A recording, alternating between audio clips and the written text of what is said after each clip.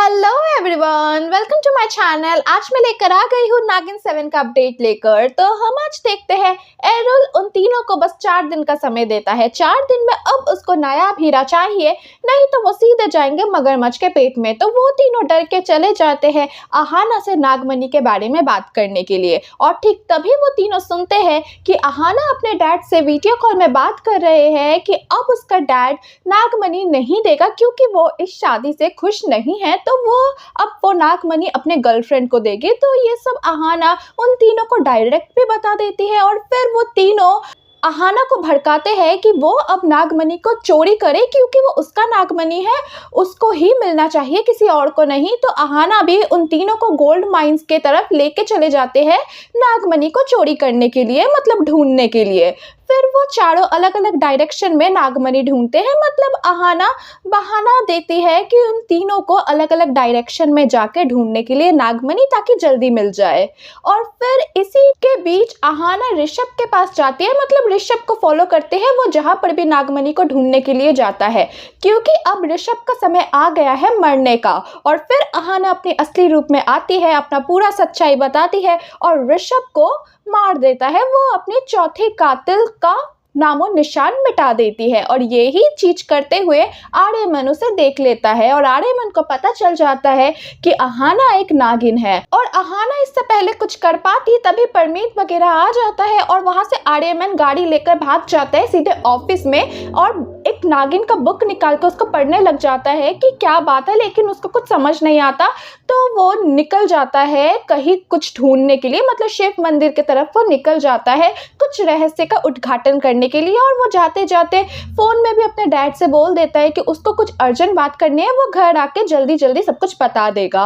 और फिर वो फोन काट देता है और हम उधर देखते हैं अहाना आर्यमन को हर जगह ढूंढता है, घर में ढूंढता है, ऑफिस में ढूंढता है, लेकिन नहीं मिलते हैं। फिर वो भी शिव मंदिर पहुंच जाती है और भरनी से कहती है कि आर्यमन को मेरा पूरा सच्चाई पता चल गया है और वो मुझे कहीं मिल भी नहीं रहा है। और फिर भरनी को दिखता है कि आर्यमन तो इसी मंदिर में आया है और आर्यमन सारे नागिनों का फोटो देखकर काफी ज्यादा शॉक हो जाता है कि ये चल क्या रहा है।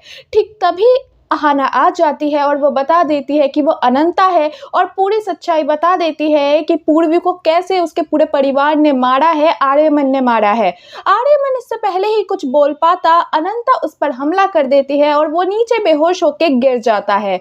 और अनंता फिर उसको चाकू मारने ही वाली होती है, लेकिन उसके हाथ कांप उठते हैं और वो नहीं मार पाती है आर्यमन को। और वो भरनी से कहती है कि वो नहीं मार सकती है आर्यमन को। तो भरनी भी अहाना को लेके जाते हैं और एक बुक दिखा के कहते हैं कि आज तक जितने भी नागिनों ने इंसानों से प्यार किया है उनको बस धोखा ही मिला है, आपको मारना ही पड़ेगा।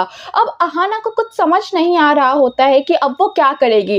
भरनी तो सीधे सीधे कह देती है कि अगर अहाना नहीं मार सकती है उसे तो भरनी अब खुद जाके उस आर्यमन को मारेगी। और फिर भरनी वहां से चली जाती है और अहाना को कुछ समझ नहीं आता वो क्या करेगी। वो शिव जी से प्रार्थना करती है कि उसका कोई उपाय दे, लेकिन तभी किताब के पन्ने पलटने लगते हैं और उसको स्मृति लोक विद्या के बारे में पता चलता है, जिससे किसी भी इंसान का याददाश्त वो मिटा सकती है। वो जल्दी से जाती है और भरनी को जाके रोकती है ताकि वो आर्यमन को ना मार पाए। और फिर भरनी को रोकती है, अपना आदेश देती है कि वो आर्यमन को कुछ ना करे। और उसके बाद भरनी कहती है अगर हम इसको नहीं मारेंगे तो वो आपकी सच्चाई सबको बता देगा।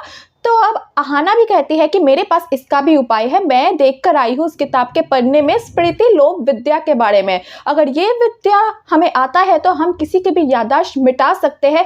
तो मुझे तो नहीं आता, तुम कर दो। तो भरनी भी कहती है कि मैं आपके लिए कुछ भी कर सकती हूँ, लेकिन ये विद्या मेरे पास भी नहीं है तो मैं ये नहीं कर सकती हूँ।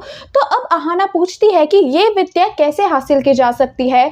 तो अब भरनी कहती है कि ये विद्या तब से संभव है, समुद्र के अंदर एक जड़ी बूटी मिलेगी जिसको पीकर आपको ये विद्या मिल सकता है, लेकिन ये लेना इतना आसान नहीं होगा क्योंकि उस जड़ी बूटी का रक्षा वहाँ पे नाग नागिनें करते हैं और आपको वो इतने आसानी से नहीं लेने देंगे वो जड़ी बूटी। लेकिन अब अहाना को ये जड़ी बूटी पाना ही है क्योंकि उसको आर्यमन की पूरी याददाश्त मिटाना है, क्योंकि वो उसको नहीं मार पा रही है।